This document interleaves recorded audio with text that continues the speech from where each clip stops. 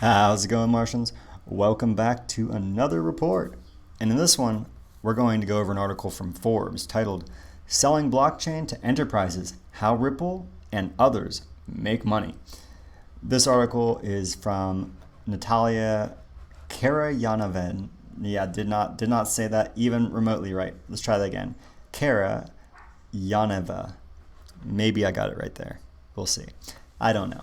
I don't think she'll even watch this to be able to correct me. But if you are, I think, Russian or maybe Ukrainian, maybe you can tell me if I pronounce that right in the comments. You know, just rage, right?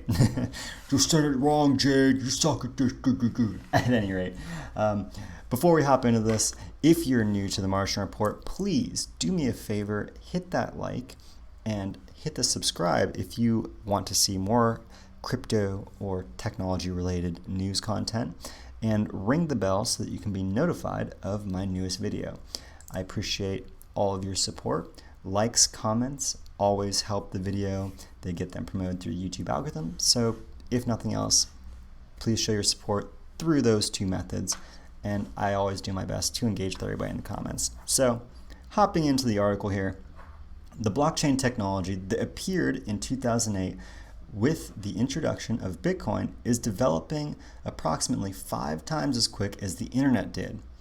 It even went through its boom and bust periods more rapidly than the dot-com mania did. Today, the ICO hype is over, and just like the dot-com bubble, we have seen many companies fail. Many hope to see revolutionary Google-like and Amazon-like blockchain-based solutions appear from the surviving startups. Some of the venture capitalists who have influenced the internet boom, such as Mark Anderson from Anderson Horowitz and Timothy Draper from Draper Associates, share this hope for the blockchain industry. Enterprise software is estimated to be a $457 billion market in 2019, and blockchain solutions will eat part of it. Given the blockchain market fatigue we are noticing, where do we stand with the significant technological revolution that the true blockchain enthusiasts have promised? Well, many blockchain startups have already run pilots with famous brands and even formed partnerships. Among the participants, several large brands have announced pilots, including BMW, Walmart, and PNB Paribas Bank. So BMW and Walmart, as many in the community know, are piloting VeChain, while BNP is doing a pilot with R3, which uses the R3 Corda settler, which the native asset for it at current is XRP. Now, just to preface this, because I know there will be somebody in the comment section that says it, yes, Corda settler can absolutely settle with another currency. Yet, at present, the only currency which they offer to settlements in is XRP. So if you're a hater out there wanting to point that out, beat you to it, and also made sure to clarify that it doesn't matter if they can use another currency, because at present, the platform only utilizes XRP. So, to get back into the article here, others like Factcom have awarded funding by entities such as the U.S. Department of Homeland Security to develop blockchain systems that help these entities explore the application of distributed ledger technology. Despite all of these pilots, partnerships, and announcements, actual development and adoption of blockchain innovation have so far not persisted on an immense public scale. As an entrepreneur myself, I experienced challenges regarding the development of the new blockchain-based technology. Given the importance of the topic, I wanted to share my observations about the advantages and disadvantages of selling an emerging technology. So, are you obsessed with blockchain? Well, it seems great that so many blockchain and cryptocurrency enthusiasts obsessively support the new technology, new distributed ledger technology. Brad Garlinghouse, CEO of Ripple, points out that the obsession is unhealthy. Too many people believe that distributed ledger alone can be a solution for every obstacle. However, before that can happen, the customer's specific problem must be clearly defined. Garlinghouse pointed out, what's missing in the crypto ecosystem is a customer fixation. He went further to outline that the common question running around Silicon Valley today is, are you a technology in search of a problem, or a problem in search of technology? Early on, Ripple realized that its innovation and brilliance would fall short without successful sales and a focus on one product, which in the company's case became B2B settlement products for banks. Fortunately, Chris Larsen, who's now the executive chairman of Ripple's board of directors, and Brad Garlinghouse were able to think of a way for the blockchain tech to work with large enterprises successfully. So, of course, finding a fit between the finance... getting tongue-tied, can't read this morning, sorry. So, of course, finding a fit between the service and the customer is tricky. One needs to clearly communicate an existing problem that his or her company's technology resolves. In Ripple's case, the firm first offered a settlement solution to its institutional clients, banks, to help them decrease the amount of time needed for cross-border settlement transactions. So then Ripple introduced these clients to its on-demand liquidity service, which involved the use of XRP cryptocurrency to help them solve a long-standing liquidity-related problem. The above case shows that banks were initially afraid to use a cryptocurrency-enabled liquidity solution. In a recent off-the-chain interview with Anthony Pompliano, Garlinghouse shared how, after using the main settlement product, some of the banks would eventually warm up to the idea of cryptocurrency-enabled services. Similarly, when a Fortune 500 company signed an agreement with my firm, the counterparty did not care much about the blockchain being a part of the infrastructure. Instead, the company was more interested in a particular pain point that it wanted to be fixed with a solution. Although the majority of enterprises are afraid of anything related to crypto, they sometimes like to make choices in favor of new tech to tackle long-standing problems. In such cases, it is often necessary for a service provider to skip all of the blockchain jargon and speak the language of benefits. Most importantly, just like with any B2B sale, there needs to be trust. So, blockchains open the door, but it is not enough.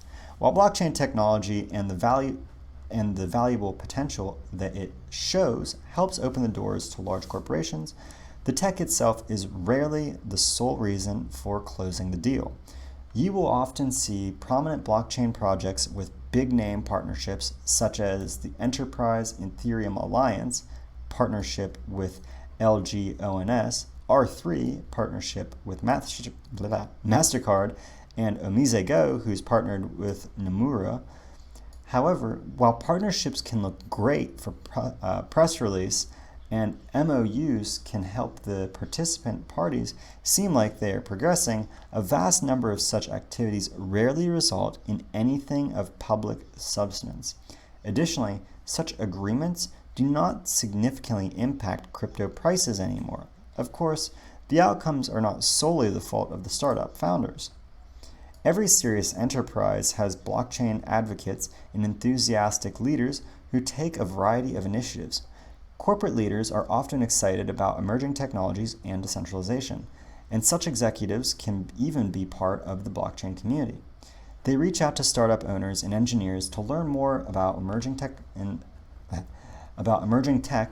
and to make changes within their own organizations.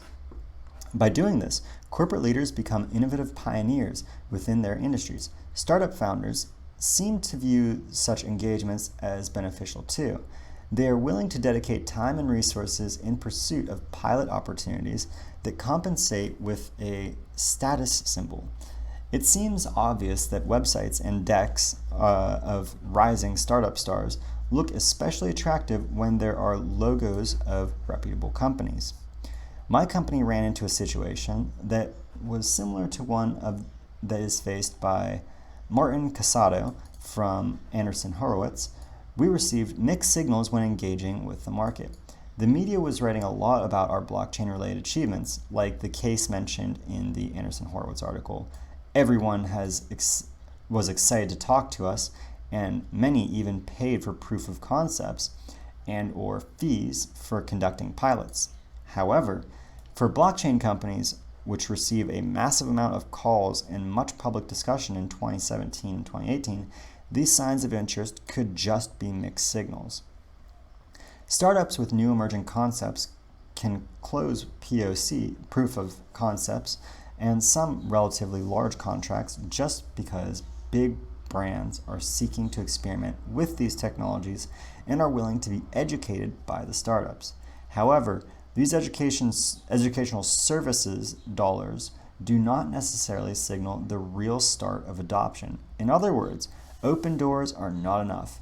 To summarize my observations regarding selling blockchain tech to enterprises, I have made the below list of 3 tips that I would like to share with others who are involved in the adoption of blockchain-enabled enterprise products.